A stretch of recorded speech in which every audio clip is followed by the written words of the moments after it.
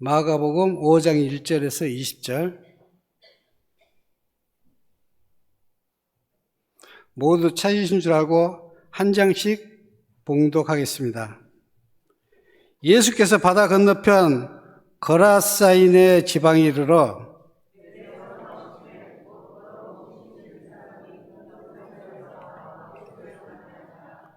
그 사람은 무덤 사이에 거처하는데 이제는 아무도 그를 쇠사슬로도 맬 수 없게 되었으니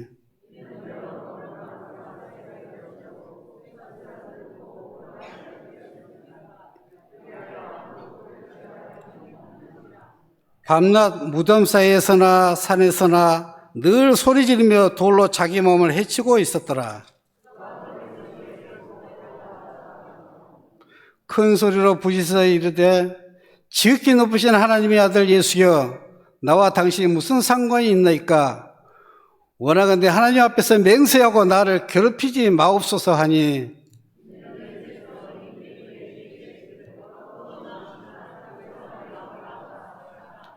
이에 물으시되 내 이름이 무엇이냐 이르되 내 이름은 군대니 우리가 많음이니이다 하고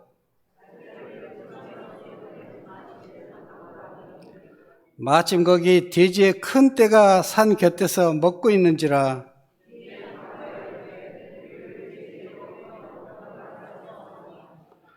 허락하신데 더러운 귀신들이 나와서 돼지에게로 들어가며 거의 2,000마리가 되는 떼가 바다를 향하여 비탈로 내리다 바다에서 몰사하거늘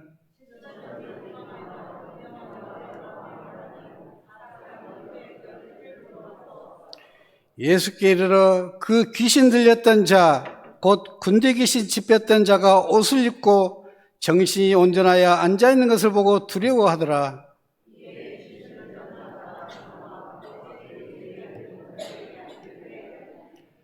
그들이 예수께 그 지방에서 떠나시기를 간구하더라.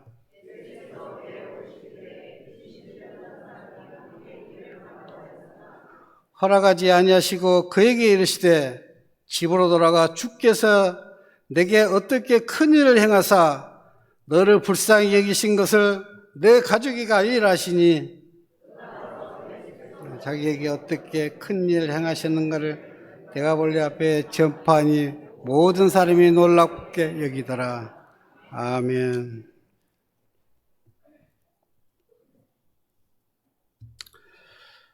오늘 하나님의 말씀은 이따베바 선교지에서 하나님의 귀한 사역을 감당하고 계시는 유영신 선교사님께서 설교해 주시겠습니다. 말씀과 은혜가 충만한 시간 되시기를 바라겠습니다. 유영신 선교사님 모시겠습니다.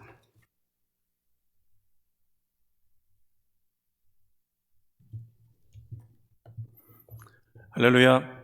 네, 반갑습니다. 다 함께 먼저 기도드리겠습니다.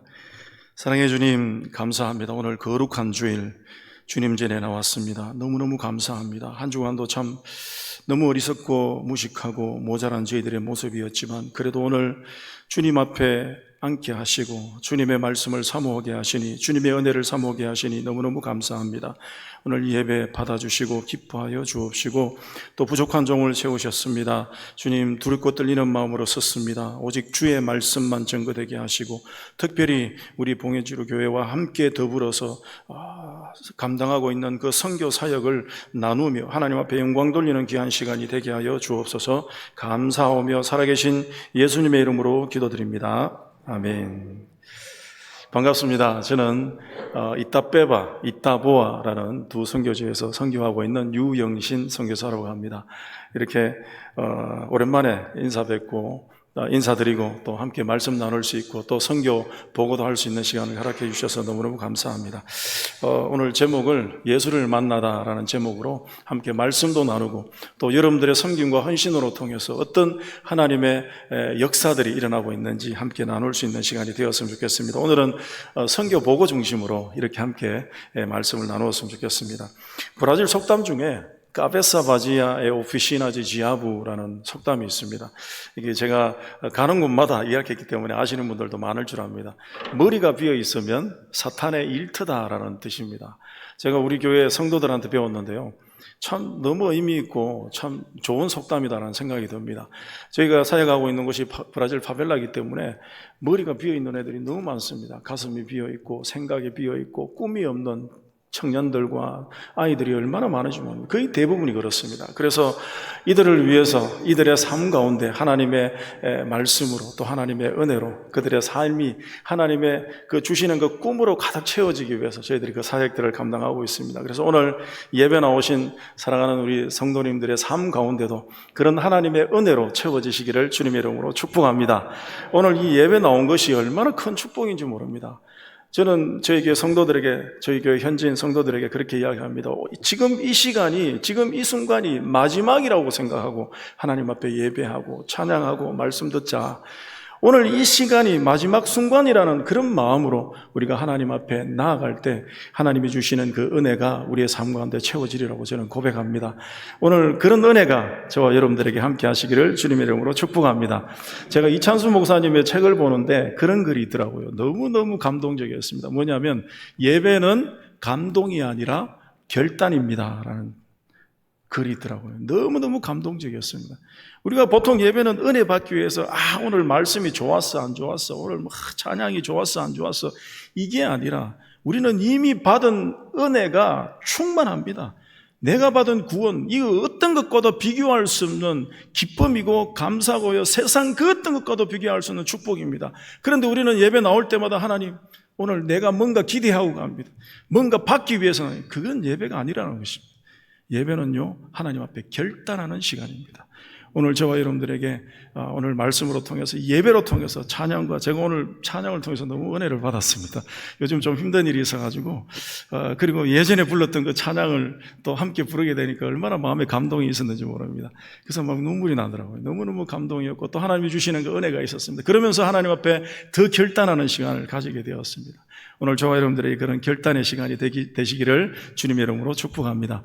제가 먼저 저희가 사역을 2008년도에 그 이따빼바 있는 파벨라에서 시작을 했습니다. 그래서 처음에 저희들이 어떻게 사역을 시작했는지 그 영상을 여러분들에게 잠깐 보여드렸으면 합니다. 영상을 잠깐 보고 그리고 함께 말씀을 나누는 시간을 가지겠습니다. 함께 잠깐 영상을 시청하시겠습니다.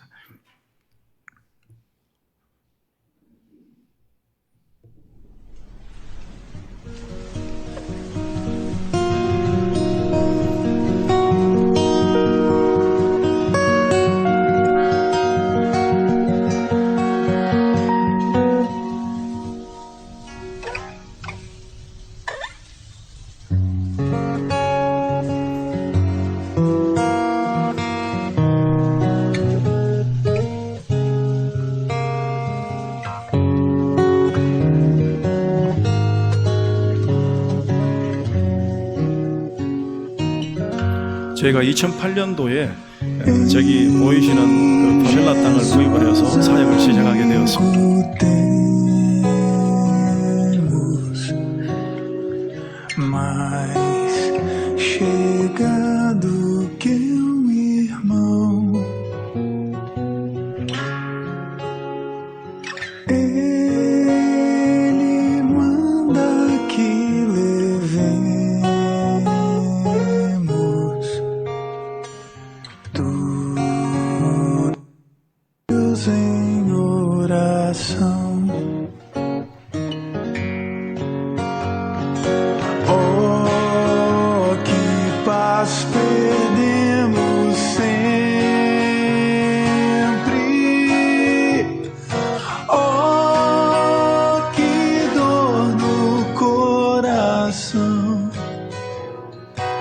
영상을 보시면 중간중간에 동양 아이들이 나오는데 저희 집 애들입니다.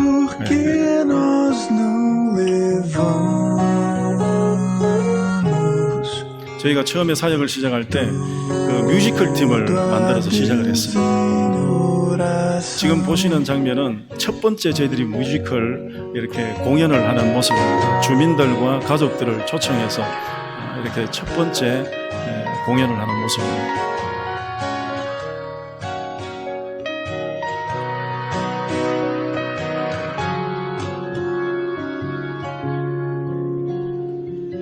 Temos lidas e pesares. e na vida tentação. Não ficamos sem conforto, indo a Cristo em oração.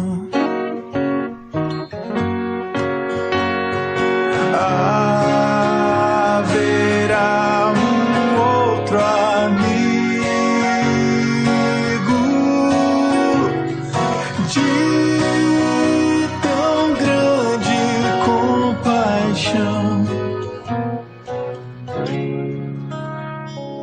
Os contritos Jesus Cristo sempre atende. 저희들은 매년 우리 그 지역의 청소년들을 데리고 저렇게 수련회를 가지고 있습니다. 수련회 하면서 저희들이 세족식 하는 모습이 있습니다. 그리고 저희들은 매년 아고와 비바의 밤이라고 주변 교회들과 또 주민들과 청소년들을 초청을 해서 저런 이제 공연 예배를 하고 있습니다. E se nós desfalecemos, Cristo estende-nos a mão. 얼마 전에 어머니의 날 있었죠. 저희들이 매년 어머니의 날 행사도 저렇게 하고 있습니다. 어머니들을 초청해서 축복하고 또 복음 전하는 그런 시간을 가집니다. E refúgio em oração.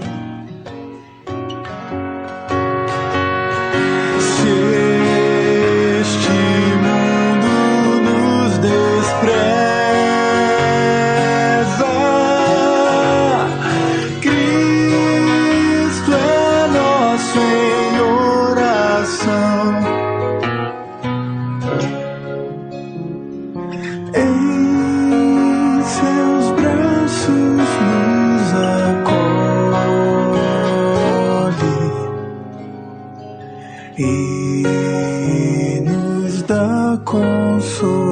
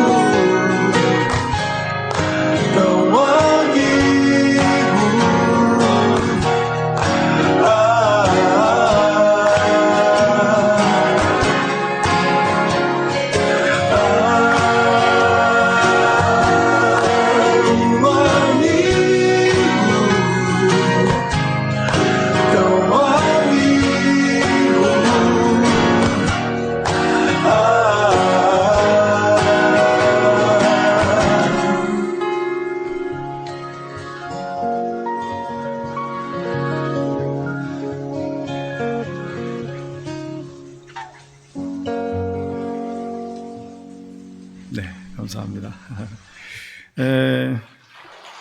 네. 여러분들의 성김과 함께 이 사역들을 감당하고 있습니다. 우리 하나님께 모든 영광을 올려드리고요.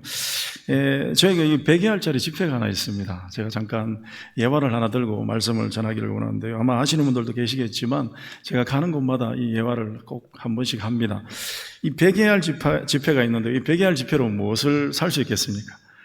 세스타 바지가도 구입할 수 있고 시넬라도 살 수 있고 뭐 여러 가지 많은 걸 구입을 할 수 있는데 브라질에서 이 100알이면 적은 돈이 아닙니다. 굉장히 큰 돈이지 않습니까?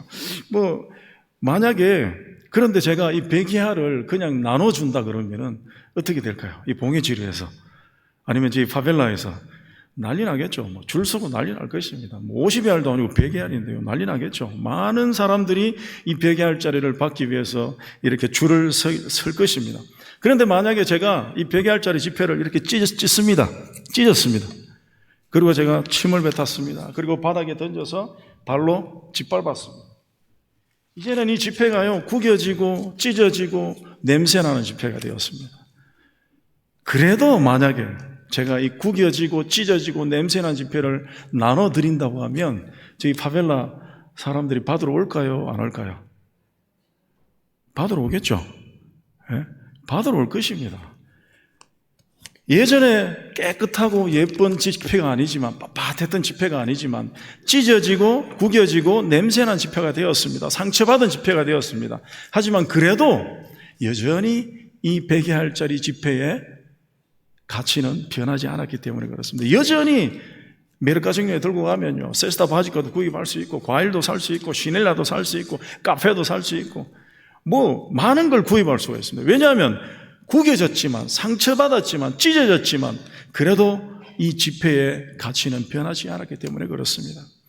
오늘 저희가 사역하고 있는 그 파벨라에는요, 정말 이 주변에 상파울에 있는 파벨라도 마찬가지고요, 얼마나 상처받은 영혼들이 많은지 모릅니다. 이 정말 저는 깜짝 놀랐습니다. 저는 한국에서 목회자의 자녀로 아들로 태어나서 여기 와서 뭔가 열정을 가지고 사역을 시작한다고 시작을 했는데요, 처음에는 이해를 못했습니다. 이 아이들이 왜 이렇게 안 변하지? 왜 이렇게 안 바뀌지? 아니 도대체 왜 이렇지? 제가 욕을 했었습니다. 이해를 도저히 못하겠네요. 그런데 나중에 제가 시간이 지날수록 이 아이들의 삶을 들여다보니까요, 이해를 하게 되니까요, 그제서야 제가 깨닫게 되었습니다. 정말 저나 여러분들이 상상할 수 없는 그 상처들을 이 아이들은 어릴 때부터 받고 자라. 날 때부터 이미 그 상처들을 안고 태어난 아이들이에요. 정말 이게 어떻게 이렇게 이 아이들이 지금까지 버티고 살아왔을까? 저는 정말 이해를 할 수가 없었어요. 근데 지금 하나님께서 저를 훈련하시고 저를 깨닫게 하시고 저를 다듬어 가시는데요, 이 아이들을 이해할 수 있는 그런 능력을 허락하셨어요. 감사합니다. 정말 너무 이 찢어진 지폐와도 같은, 그런데 이 아이들의 가치는요, 이 아이들의 삶은 하나님이 부여하신 겁니다. 하나님께서 그 가치, 그 삶을 부여하신 거예요. 그러니까 절대로 가치는 변하지 않습니다. 이들이 예수 그리스도를 만나기만 하면, 오늘 예수를 만나다라는 제목을 제가 정했는데요, 예수 그리스도를 다시 만나기만 하면요, 이 아이들의 삶은 뒤집어집니다. 180도로 바뀝니다. 제가 사역을 하면서 이 아이들을 보면요, 정말 귀하다.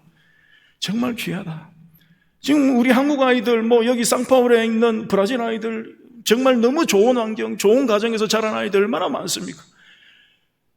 그 아이들과 비교해 볼 때 이 정말로 처구니없는 그 상황 속에서 상처받고 찢어지고 냄새나고 너무너무 처절한 그 환경에서 자랐지만, 이 아이들도 보석 같은 아이들이 너무너무 많습니다. 그들이 예수 그리스도를 알지 못하고 예수 그리스도를 만나지 못했기 때문에 그렇더라고요. 오늘 여러분들에게도 그런 은혜가 있기를 간절히 소원합니다. 제가 한인 우리 사역도 사시고 교민들도 보면요, 참 이 땅에서 살아가는 것 자체가 얼마나 힘들고 고통스럽습니까? 저희들도 선교사로 파송받았지만 이민 온 거나 다름없습니다. 그죠? 여러분들의 삶이나 저의 삶이나 시골에서 그 살면서 버텨내야 가는 게, 이게 정말 이게 어떻게 표현할 수가 없는 그런 고통과 어려움들이 있습니다. 그 상처들을 안고 여러분들이 살아가고 있습니다. 하지만 잊지 마십시오. 여러분들의 삶의 그 가치는요, 우리 주님이 허락하신 부여하신 그 삶의 가치는요, 절대로 변하지 않습니다. 여러분들이 주님만 붙잡고 다시 일어서시면요, 더 하나님 앞에 귀하고 아름답게 쓰임받을 수 있다는 사실을 꼭 기억하시기 바랍니다. 저희가 사역하고 있는 그 파벨라, 아마 와보신 분들도 계시겠지만은요, 참 이게 어떻게 말로 표현할 수 없는 그런 상처들, 그 아픔들, 가족이라는 그런 개념 자체가 저희들하고 전혀 다릅니다. 여러분들도 많이 직원들을 통해서 아시겠지만요, 가족이라는 개념 자체가 아버지도 없고 엄마도 없고 있어도 없는 것과 똑같고요. 이게 정말 조금만 크면은 애들 다시 돈 벌러 보내려고 하고 청소시키고 일하러 보내고, 저희가 이제 장학사역을 하고 있는데 대학교 보내면요, 부모님들이 와서 항의를 합니다. 저희들이 장학사역을 하는데 그 어떤 부모도 저한테 와서, 아유 목사님 감사합니다, 이렇게 저희 아이들 학교 보내고 공부시켜주고 용돈 줘가면서 이렇게 공부시키는 거 얼마나 감사하지 모르겠습니다. 한 번도 제가 감사의 인사를 받아본 적이 없습니다. 오히려 돈 벌어와야 되는데 이 아이 빨리 가서 농장 가서 일해서 돈 가져와야 되는데 왜 공부시키느냐고 저한테 그냥 와서 따집니다. 그런 어려움들 속에서 이 아이들이 버텨내면서 공부하는 아이들 보면요, 참 너무너무 귀하고요, 너무너무 어떤 때는 참 애처로워요. 그런데 끝까지 그 하나님의 주신 그 꿈을 향해서 나아가는 이 청년들 보면 너무 귀하다는 생각이 듭니다. 오늘 저와 여러분들에게 이 아이들을 통해서 또 저희 사역을 통해서 하나님이 주신 그 꿈을 향해 나아갈 수 있는 그런 믿음의 결단이 있기를 주님의 이름으로 축복합니다. 오늘 함께 나누고 싶은 이 말씀은요, 저나 여러분들이 너무너무 잘 아는 말씀입니다. 오늘 우리 교회가 해야 될 일, 또 먼저 믿은, 먼저 구원받은 저나 여러분들이 감당해야 될 그 사명이 무엇인가, 우리가 첫 번째로 감당해야 될 그 예배가 무엇인가, 오늘 함께 고민해보고 함께 결단해볼 수 있는 그런 시간이 되기를 원합니다. 오늘 성경 본문 말씀을 보면요, 어느 날 예수님께서 갈릴리 디베레 바다 건너편 데가볼리에 있는 그라사인의 지방으로 가셨다라고 말씀하고 있습니다. 유대나라 지도를 놓고 보면요, 유대나라의 조그마한 호수 같기도 한 바다 같기도 한 곳을 우리가 볼 수 있습니다. 그곳이 바로 갈릴리 바다, 디베레 바다라고 합니다. 그 바다를 중심으로 해서 서쪽에는 갈릴리가 있고 거기에 유대나라 사람들이 살고 있습니다. 또 예수님께서 주로 활동하시던 지역이 바로 그 지역입니다. 그 다음에 동쪽으로 바다를 건너가면 오늘 읽은 지역인 그라사라고 하는 지역이 나옵니다. 이곳은요, 이방인 지역입니다. 유대인들이 꺼리는 이방인 지역입니다. 그래서 예수님께서 그렇게 자주 가셨던 곳이 아니었습니다. 그런데 그날따라 예수님께서는요, 하루 종일 천국 복음을 전하시고 몸도 마음도 지쳐있는 그런 상황이었어요. 그럼에도 불구하고 거의 황혼에 가까운 시간에 제자들과 함께 배를 타고 바다 건너편으로 건너가셨습니다. 제자들이 이상하게 생각했습니다. 날씨도 별로 좋지 않았고 회도 지고 있는 그런 상황이었습니다. 제자들이 이해되지 않는 그런 상황이었어요. 피곤하기도 하고 하루 종일 복음 전하다가 이 피곤한 시간에 그것도 그라사인의 지방으로 간다는 것, 이방인들이 살고 있는 그 지역으로 간다는 것, 제자들은 도무지 이해할 수 없었습니다. 제자들이 생각했을 때 이 상황에 굳이 안 가도 될 그 이방인 지역에 그곳에 왜 가시려고 할까? 바다를 건너가서야 비로소 예수님께서 왜 이 시간에 이 바다를 건너오셨는지 알게 되었습니다. 누구를 만났습니까? 오늘 성경 말씀에 보니까 귀신 들린 사람을 만났습니다. 무섭게 귀신 들린 한 영혼, 그냥 대충 걸린 게 아니고 막 무섭게 엄청나게 큰 귀신에 들린 한 영혼, 그 한 사람, 바로 그 한 사람을, 그 한 영혼을 만나기 위해서 가셨습니다. 오늘 2절 말씀에 보니까요, 더러운 귀신 들린 사람, 그것도 9절에 더러운 귀신이 너무 많아서 그 이름이 군대 귀신 6,000명, 레기온이라고 이야기하는데요, 6,000명으로 구성된 로마의 보병부대를 말합니다. 이 말은 무슨 말이냐면요, 지금 이 사람 안에 6,000명이나 되는, 6,000마리나 되는 귀신이 들려 있다는 말씀입니다. 이 사람은요, 아주 비정상적인 생활을 하고 있었습니다. 예수님을 처음 만난 곳이 어디입니까? 카페도 아니고요, 식당도 아니고요, 바알도 아닙니다. 바로 무덤 사이에서 3절 5절 말씀해 보면요, 동네 사람들도 가족들조차도 어떻게 할 수 없어서 버림받은 인생. 그러나 우리 예수님은 그 피곤하신 가운데 그를 위해서 갈릴리 바다를 건너가셨습니다. 한 영혼, 이 한 영혼, 주변에 다른 귀신 들린 사람들이 많은 게 아닙니다. 주변에 다른 사람들 보고 간 게 아니고요, 이 한 영혼만 바라보고 가셨습니다. 아무도 가까이 하지 않는 사람, 가족들에게도 버림받았습니다. 수많은 군대 귀신이 들려서요, 쇠사슬로 묶어 죽은 시체들이 득실득실한 그 무덤 사이에 살고 있던 괴물 같은 사람이었습니다. 이 귀신 들린 사람의 특징이 무엇입니까? 유리하는 사람입니다. 정처 없이 떠돌아다닙니다. 또 더러운 곳만 찾아다닙니다. 포악합니다. 쇠사슬을 묶어도요, 제어할 수 없는 그런 힘을 가지고 있습니다. 자학합니다. 자기를 괴롭힙니다. 이 사람을 예수님이 찾아가셨습니다. 한 사람, 이 한 영혼을 위해서요. 예수님은요, 이 사람을 미리 아시고 그의 고통의 울부짖음을 들으시고 그를 선택하시고 그 피곤하신 가운데 바다를 건너셔서 그를 찾아가셨습니다. 저는요, 이 부분이 너무 은혜가 됩니다. 도대체 전혀 다른 공간, 다른 시간, 다른 지역에 있었는데 우리 예수님이 어떻게 하셨을까? 사역을 하면서도요, 그런 시공간을 초월하시는 하나님의 은혜를 경험하게 됩니다. 아마 여기 계시는 장로님, 권사님, 집사님들도 아마 그런 경험들이 있을 것입니다.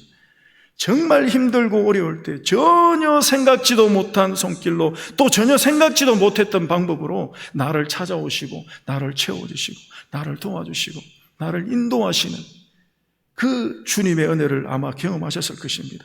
그 경험을 하고 나면요, 우리가 주님을 떠날 수가 없습니다. 주님을 저버릴 수가 없습니다. 갈릴리 바다 건너편에서 전혀 모르는 먼 곳에 계셨지만 폭풍을 뚫고 비바람을 뚫고 우리 주님은요, 이 사람을, 이 울부짖는 이 한 영혼을 미리 아시고 그냥 지나가다 보니까 우연히 만난 것이 아니고요, 우리 주님은 미리 아시고 이미 마음에 두고 찾아오셨다는 사실입니다. 미리 아시고 직접 찾아오셨습니다.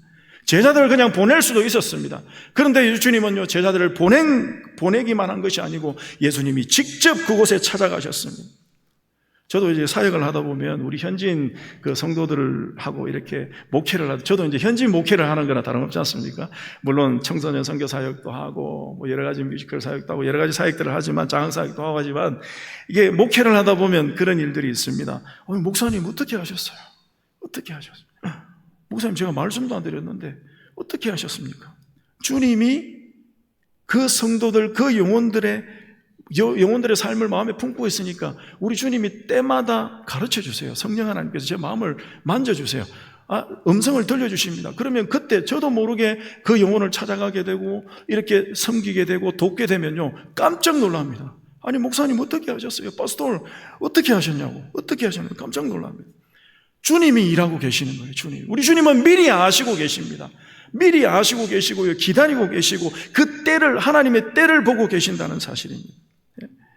안 보는 것 같아도, 신경 안 쓰는 것 같아도 우리 주님은요, 항상 우리의 삶을 미리 알고 계시다는 사실입니다. 그 은혜가 오늘 우리 사랑하는 성도들에게도 함께 하시기를 주님의 이름으로 축원합니다.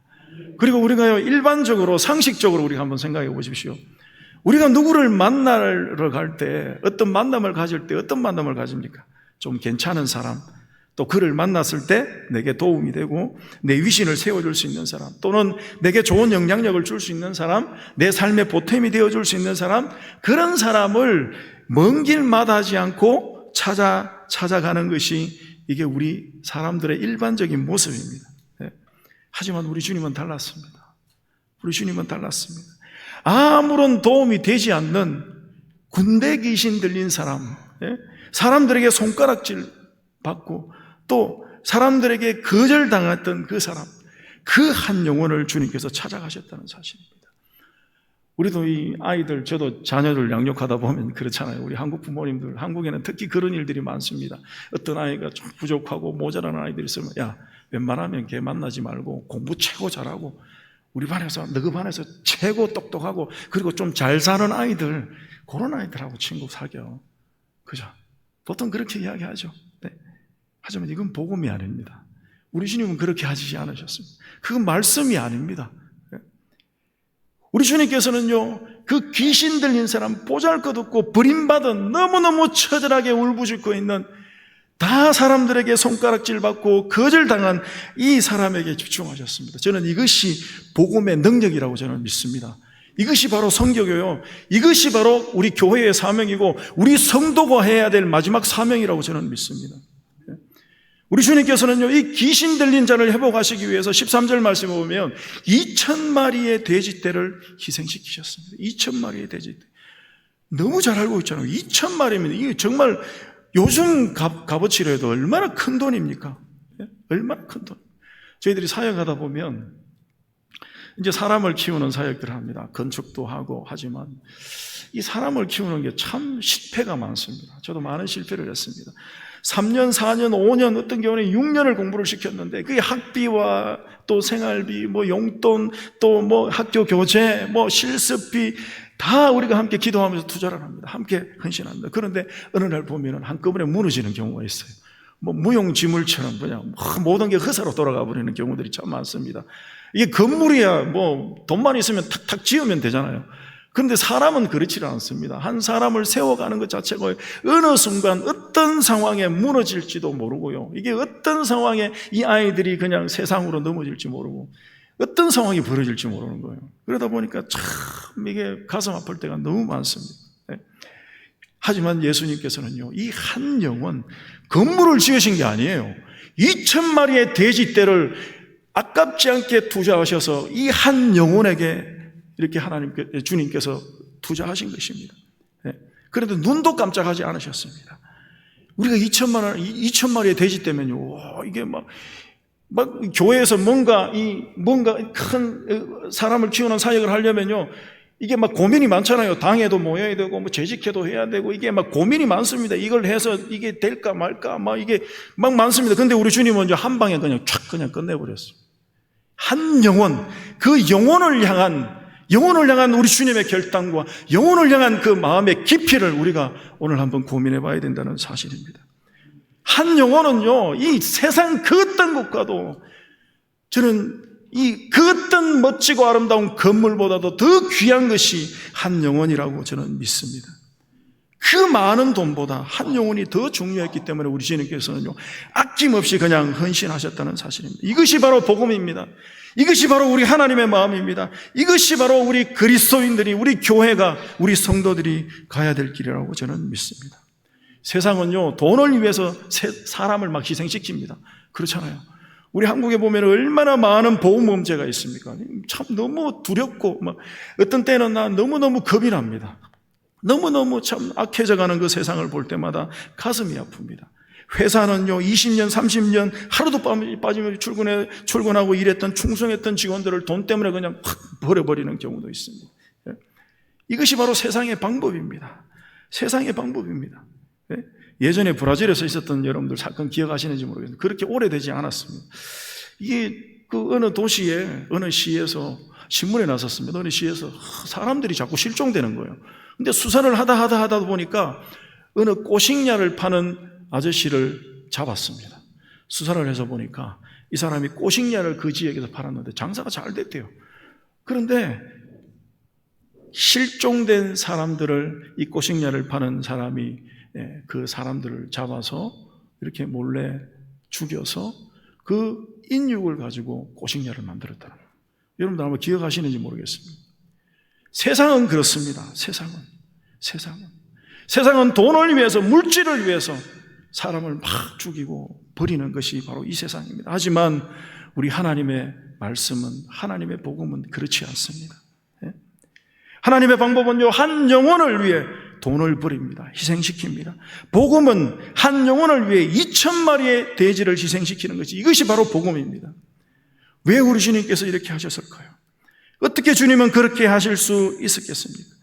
왜 2,000마리의 돼지를 몰살시키면서까지 이 귀신 들린 자를 살리셨을까요? 우리 예수님께서는 그 불쌍한 군대 귀신 들린 인생을 너무너무 잘 아시고 그를 이해하셨기 때문에 그렇습니다. 제가 보니까요, 그 영혼의 소중함을 알고 중요함을 알면요, 어떤 힘이 생기게 되는 것입니다. 성령 하나님이 주시는 강력한 힘이 생기게 되는 것입니다. 그 힘이 무엇이냐면 이해하는 능력입니다.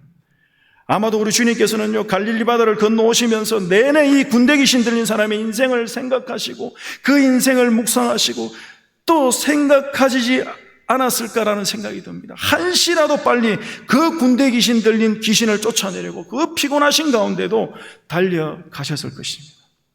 이게 바로 공감 능력입니다. 공감 능력. 오늘 우리 교회 안에서도 우리 일어나는 많은 문제들이 보면요, 이게 공감 능력이 부족해서 생기는 일들이 참 많은 것 같아요.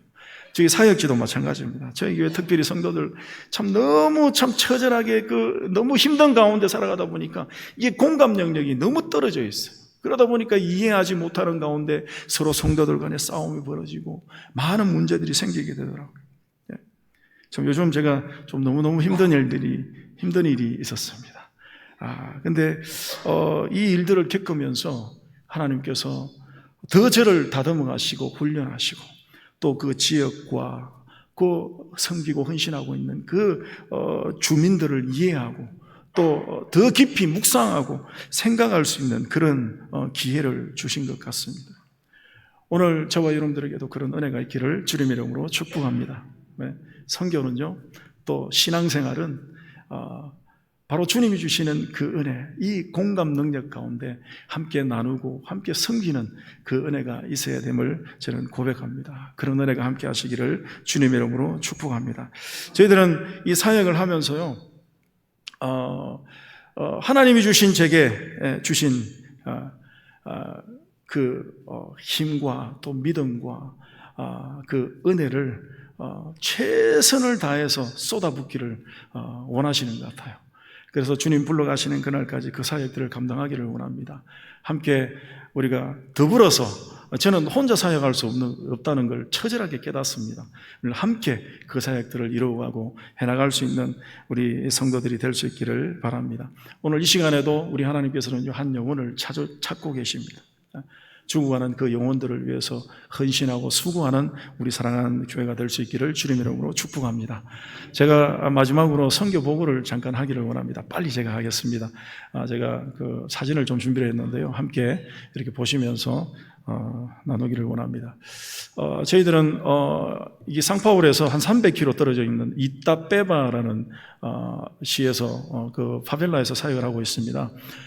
그리고 이따빼바라는 곳에서 또 90km 정도 더 들어가면 이따보아라는 농장촌이 있는데요, 거기도 저희들이 교회를 하나 더 세워서 2교회를 현재 섬기고 있고 사역을 하고 있습니다. 저희들은 그냥 사역하는 것이 그냥 교회 사역만, 예배 사역만 하는 것이 아니고 뭐 구제 사역과 양육 사역을 이렇게 더불어서 사역을 하고 있습니다. 첫 번째는 예배 사역, 두 번째는 또 양육 사역, 세 번째는 구제 사역으로 나누어서 이렇게 세 가지 사역을 병행하고 있습니다. 저희가 너무 감사하게도 먼저 보셨던 그 영상은 옛날 예배당입니다. 그런데 우리 하나님께서 돕는 분을 한 분을 정말 축복의 통로를 허락하셔서 저희들이 2018년도에 성전 건축을 아름답게 하게 하시고 그 지역에서 그 지역에 그 파벨라에 많은 영혼들을 구원할 수 있는 선교의 전초 기지로 이렇게 세워주셨습니다.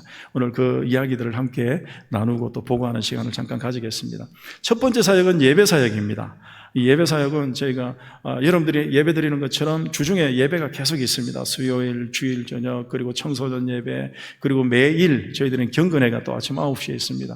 경건회를 통해서 우리 공부하고 있는 학생들, 또 일이 없는 우리 성도들과 함께 더불어서 예배를 드리고 있고요. 그리고 뭐 제자 훈련과 또 그리고 이제 그 세례자 교육 같은 것도 저희들이 하고 있습니다. 저희들은 세례자 교육, 세례를 받으려면 한 2달 정도 성경 공부를 마쳐야 됩니다. 그래야만 합격을 해야 저희들이 세례를 받을 수 있는 이렇게 시스템을 만들어 놨습니다. 다음 사진 넘겨주시기 바랍니다.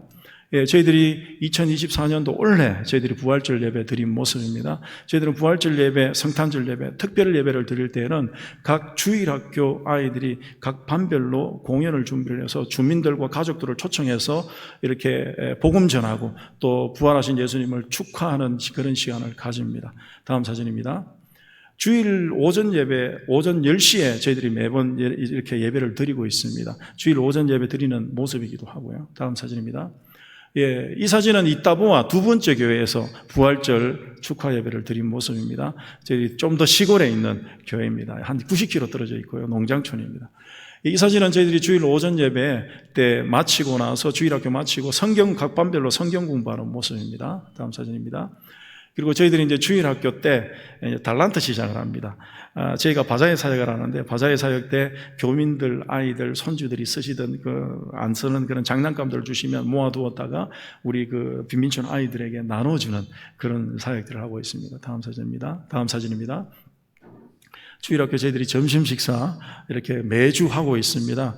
저희들은 주일 점심 마치고 나면 우리 아마 예배 마치고 나면 점심 있죠, 그죠? 저희들도 점심이 준비되어 있습니다. 저희들이 매주 한 100명에서 한 150명분 그리고 많게는 200명분까지 저희들이 점심을 매주일 준비를 해서 저렇게 우리 아이들을 먹이는 그런 사역들을 합니다. 쉽게 말씀드리면 무료 급식 같은 사역입니다.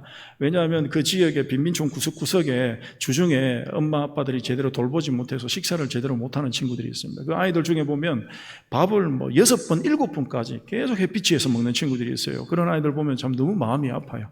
그래서 이 사역들을 중단하지 않고 여러 가지 많은 위험도 있고 어려움도 있습니다. 하지만 저희들이 이 사역들을 계속하고 있습니다. 다음 사진입니다. 일터 예배, 저희 교회 성도들이 이렇게 일하고 있는 메르카 직료나 뭐 여러 가지 일들을 하고 있으면 그 일터에 찾아가서 저희들이 예배 드리는 그런 사역들이 있습니다. 저희들이 또 이발소를 하나 세워줬습니다. 그 이발소에도 저희들이 일주일에 한 번씩 찾아가서 예배를 드리고 있고요. 다음 사진입니다. 세례식 모습입니다. 참 너무 감사한 게 올해도 저희들이 세례식을 준비를 하고 있습니다. 매년 하나님께서 세례받는 자들을 허락하시고 이렇게 세례할 수 있는 그런 축복을 허락하셔서 얼마나 감사한지 모르겠습니다. 다음 사진입니다. 가정예배 저희들이 드리려고 애를 쓰고 있습니다. 그 파벨라에서 그 가정에서 막 이 가정마다 마약으로 뭐 아들, 뭐 딸, 심지어 딸까지 뭐 감옥에 안 갔다 온 친구들이 없고요. 지금도 감옥에 가 있는 가정들이 있고요. 참 너무 처절한 그런 가정들이 참 많습니다. 그래서 그 가정에서 우리가 가정예배를 시작하려고 지금 준비를 하고 있습니다. 그래서 이번에 저희들이 작년 말에 가정예배를 드린 모습인데요. 이렇게 계속 지속될 수 있도록 기도 부탁드립니다. 다음 사진입니다. 두 번째는 저희들이 양육사역입니다. 다음 사진입니다. 양육사역에는 저희들이 장학생 사역이 가장 크고 중요한 사역입니다. 지금 이 사진은 저희들이 지금 현재 학교 다니고 있는 우리 사무엘은 저희가 작년에 신학교를 졸업을 했고요. 보면은 뭐 자인이, 또 뭐 알렉산드리, 뭐 파트리시아, 뭐 지아구, 마르쿠스, 실비우 이렇게 이제 대학 다니는 청년들이 있습니다. 다음 사진입니다. 졸업생들도 좀 제법 됩니다. 그렇게 많지는 않지만 여기 보면 특별히 우리 학사모 쓰고 있는 위에 사진에 보면은 윅송 레안드로라는 친구인데요. 이렇게 조타 에밋의 상파울 장로교 신학교를 졸업을 해서 지금 이제 목사가 되기 위해서 지금 이제 훈련 과정에 있습니다. 기도 부탁드리고, 이렇게 팔짱 끼고 있는 친구는 필리피라는 친구인데 이따보아 두 번째 교회 청년인데 졸업을 했고 지금은 그 졸업한 대학교에서 조교수로 지금 일을 하고 있습니다. 얼마나 감사한지 모릅니다. 다음 사진입니다. 이 사진은 제가 좀 간증삼아 말씀드리고 싶어서요. 앞서서 말씀드린 우리 윅송 레안드라는 친구가 브라질 장로교 여기 상파울 장로교 신학교 조타에미세를 졸업을 했는데요. 정말 하나님께서 얼마나 축복을 하셨는지 그 파벨라에서 태어났습니다. 파벨라에서 자랐습니다.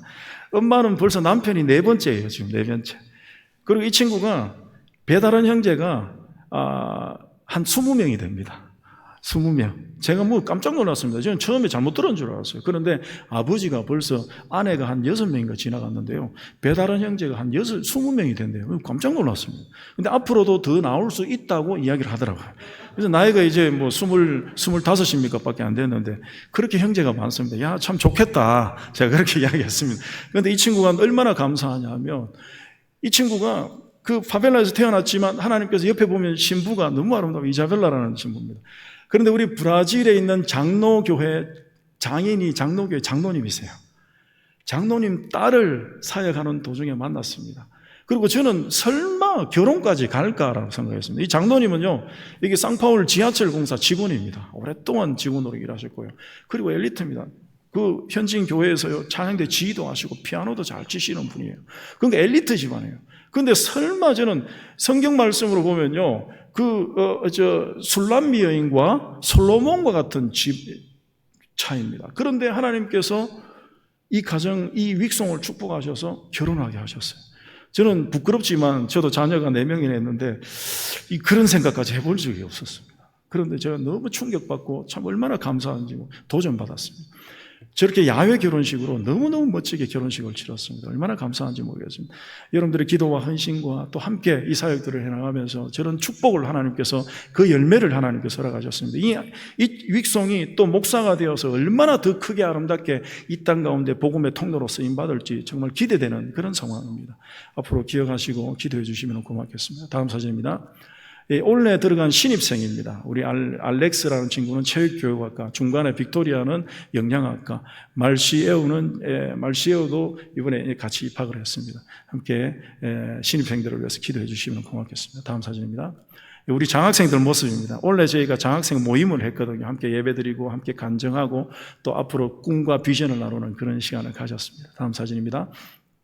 저희들이 축구교실도 하고 있고요. 다음 사진입니다. 주중에 저희들이 어린이 독서교실, 포교실, 저기 있는 곳이 저희 도서관입니다. 작은 도서관인데, 저기서 주중에 현지인 아이들을 불러서 이렇게 독서교실과 포교실을 하고 있습니다. 다음 사진입니다.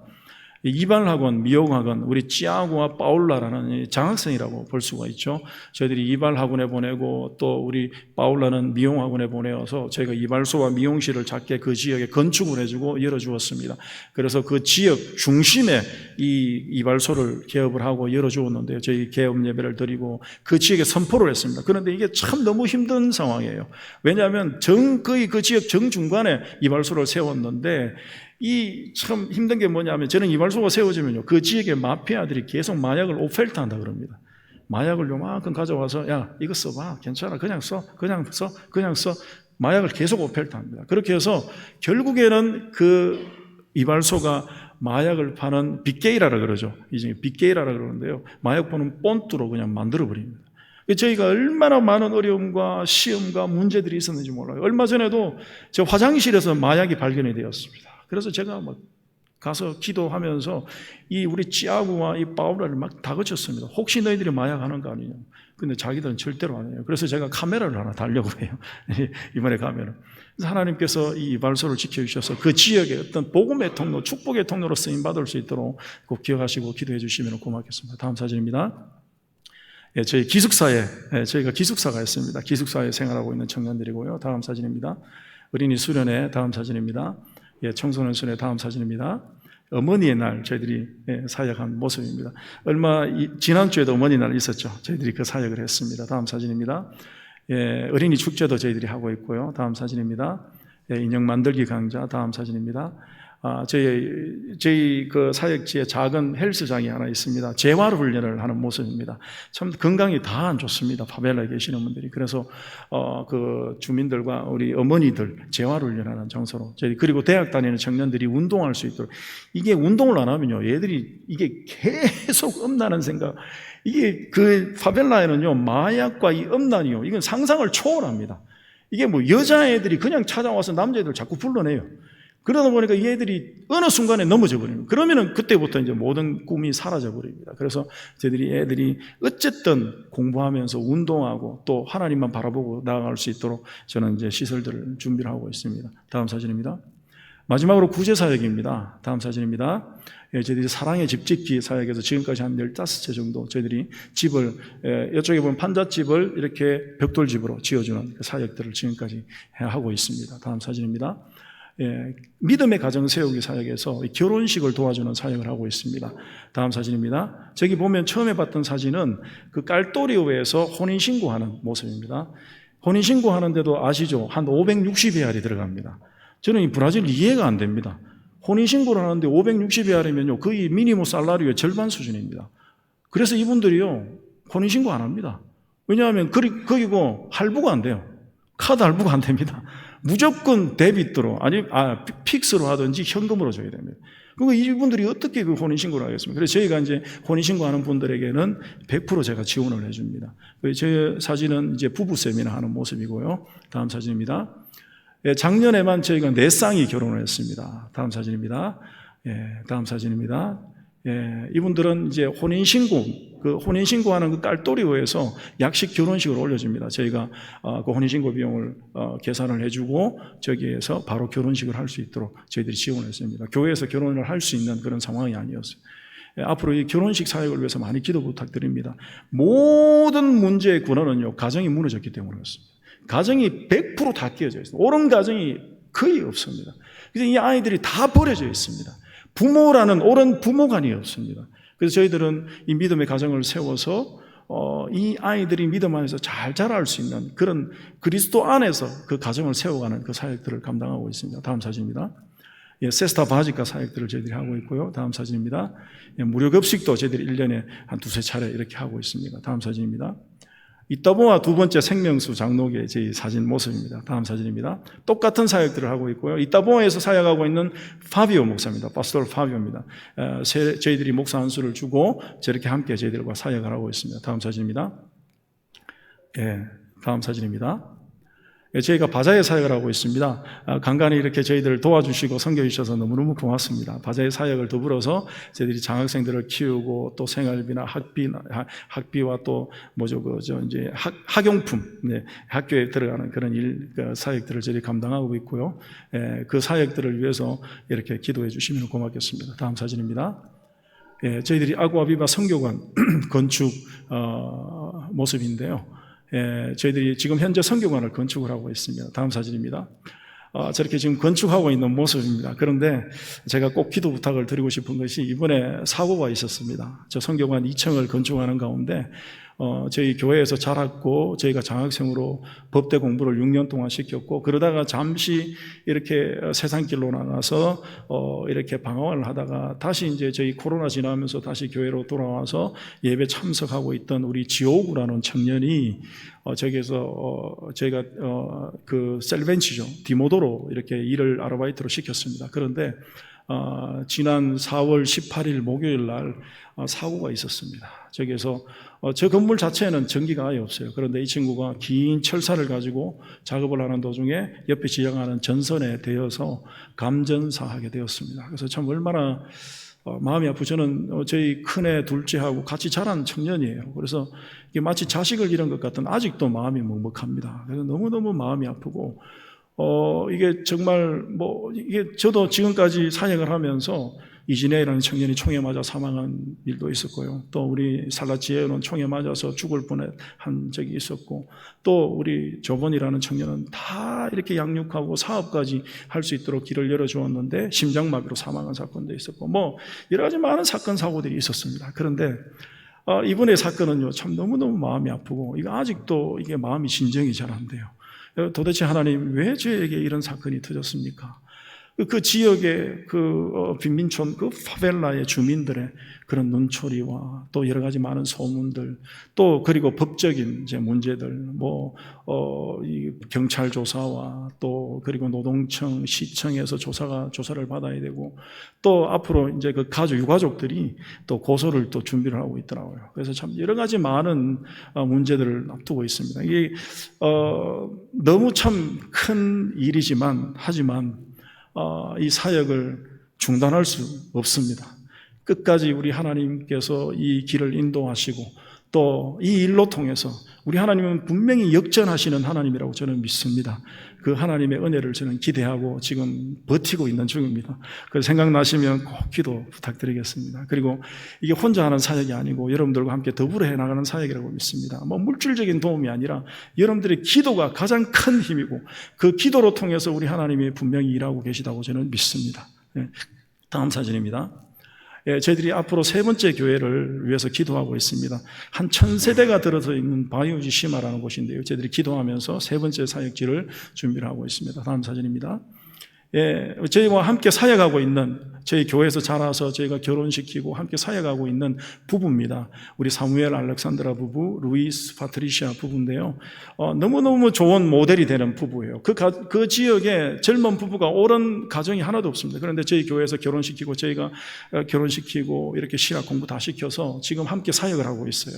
이 친구들이 좋은 믿음의 가정의 모델이 되고 또 앞으로 사역자로서 선교사로서 저와 함께 사역을 해나갈 것인데요. 앞으로 저희들이 목사 안수식을 위해서 기도하며 준비하고 있습니다. 이렇게 생각나시면 이 두 가정을 위해서 기도해 주시면 감사하겠습니다.